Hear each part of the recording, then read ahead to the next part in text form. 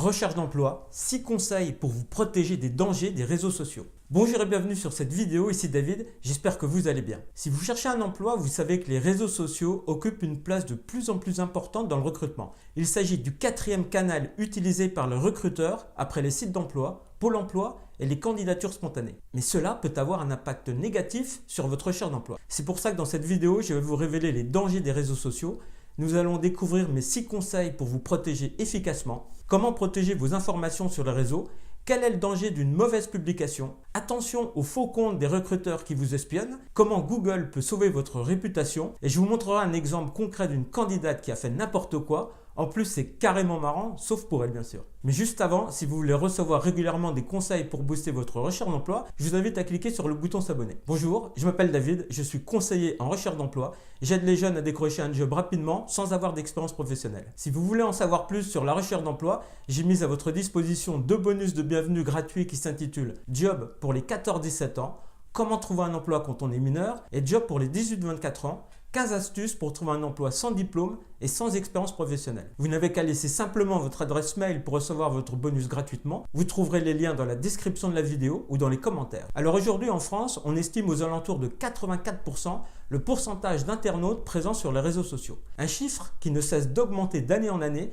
et qui illustre l'importance des réseaux dans nos vies de tous les jours. Que ce soit pour un usage personnel ou en lien avec une activité professionnelle, les usages que nous faisons sont variés et se mélangent si bien que la frontière entre la vie privée et la vie professionnelle se retrouve de plus en plus mince. Bien que les qualités et les avantages du web ne soient plus approuvés, on oublie souvent les mauvais côtés de cette technologie. Par exemple, pour de nombreuses personnes, le web agit comme un écran protecteur de la réalité. En effet, sur Internet, les gens s'exposent et expriment leurs opinions d'une façon totalement détachée, comme si ce qui se passait sur le web n'avait aucune incidence sur leur vie IRL. Dans le cas d'un processus de recrutement, cela peut poser de sérieux problèmes à la personne qui cherche un nouvel emploi. Selon un sondage de la firme Challenger Graham Christmas, mené auprès de 3000 recruteurs, 80% des recruteurs recherchent des informations sur le web à propos des candidats et ce même avant la première rencontre.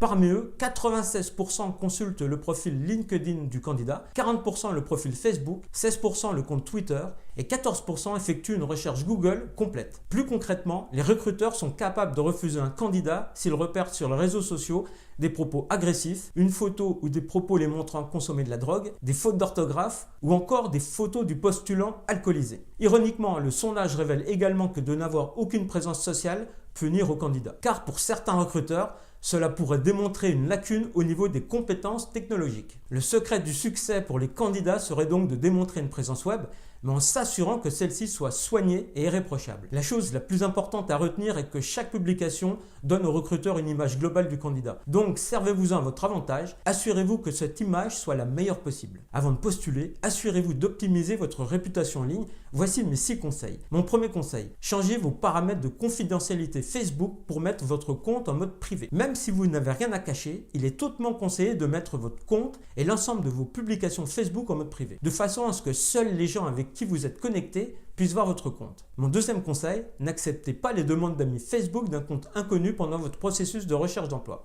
Si votre profil Facebook est privé, certains recruteurs pourraient être très curieux et ainsi tenter de consulter ce que vous publiez sur Facebook. Certains recruteurs utilisent en effet de faux comptes Facebook afin d'envoyer une demande d'amis au candidat et ainsi pouvoir consulter en toute liberté son profil. Donc si vous recevez une invitation de Kim Kardashian par exemple, méfiez-vous. Mon troisième conseil, choisissez soigneusement votre photo de profil. Même si votre compte Facebook est en mode privé, votre photo de profil, elle, est publique. Même les gens sans compte Facebook pourront la consulter. Assurez-vous donc que votre photo de profil ne montre rien d'embarrassant à propos de vous. Quatrième conseil, créez-vous un profil LinkedIn. LinkedIn est le réseau social de prédilection pour votre vie professionnelle. C'est le premier endroit où les recruteurs iront voir. Assurez-vous d'y faire mention de tous les emplois pertinents que vous avez occupés et de tous les diplômes que vous avez obtenus. Essayez également d'obtenir quelques recommandations d'anciens collègues et employeurs. Mon cinquième conseil, faites le ménage sur votre compte Twitter. Si vous avez un compte Twitter, assurez-vous d'analyser tous vos tweets des dernières années pour vous assurer que vous n'ayez pas de tweets bizarres ou de propos controversés qui pourraient nuire à vos chances d'obtenir un emploi. Mon sixième conseil, googlez-vous. L'une des choses les plus importantes à faire avant de commencer votre processus de recherche d'emploi est de vous googler, c'est-à-dire de rechercher votre nom sur le moteur de recherche Google. Recherchez votre nom, mais également vos différents surnoms. Scrutez ensuite en profondeur les 5 premières pages de résultats de Google vous tomberez assurément sur des résultats très anciens, comme des profils d'anciens réseaux sociaux tels que MySpace ou sur des propos que vous aviez tenus sur des blogs. Si vous tombez sur quelque chose qui pourrait être compromettant, tentez de vous connecter sur le site pour supprimer vos traces. Si cela n'est pas possible, contactez l'administrateur du site web pour faire une demande de suppression. Vous en avez le droit. N'oubliez pas également de regarder les résultats liés à votre nom dans la section images de Google. Alors maintenant, je vais vous montrer tout ce qu'il ne faut pas faire sur les réseaux. Dernièrement, j'ai trouvé un exemple concret d'une très mauvaise utilisation des médias sociaux par une candidate. Une femme ayant obtenu un stage à la NASA a pété les plombs et partagé la bonne nouvelle sur Twitter en utilisant un langage vulgaire. Imaginez-vous la difficulté et la chance de trouver un stage à la NASA.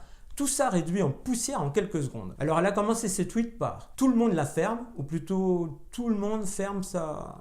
J'ai été accepté pour un stage à la NASA. Un homme nommé Homer Hickman lui a reproché son langage. Et là, elle a complètement disjoncté en lui répondant « En fait, je ne peux pas traduire parce que YouTube va me ban direct. Je vous conseille plutôt d'aller voir Google Traducteur, mais je pense que ses propos sont assez clairs. » Pas de bol, Homer est un cadre haut placé qui lui a répondu. Je suis le conseiller national de l'espace qui supervise la NASA. Et donc, que s'est-il passé à votre avis? Après un échange grossier avec un membre du Conseil national de l'espace, la NASA a décidé de révoquer le stage de la candidate. L'histoire et le tweet sont ensuite devenus viraux. En plus, je pense que la candidate s'est un peu grillée pour ses futurs stages. Mon conseil est qu'il est très important de savoir bien utiliser les réseaux sociaux. Il faut impérativement contrôler ce que vous partagez et ne pas oublier que tout peut être retrouvé avec un peu de recherche. Votre profil doit donc être attrayant. Bannissez les choses inutiles et mettez en avant vos compétences ainsi que votre passion pour le domaine auquel vous postulez. N'hésitez pas à vous créer 2 profils, un pro et un perso. Voilà, j'ai terminé pour cette vidéo. Si vous avez des questions, n'hésitez pas à me les poser dans les commentaires. Et si vous avez aimé, merci par avance de liker la vidéo. Pour terminer, je vous remercie d'avoir suivi cette vidéo en espérant que celle-ci ait répondu à vos attentes. N'oubliez pas de croire en vous, de ne rien lâcher, d'être professionnel. Et vous verrez que la vie finira par vous sourire. La persévérance et le travail finissent toujours par payer. Je vous souhaite une bonne continuation pour votre recherche d'emploi. À bientôt.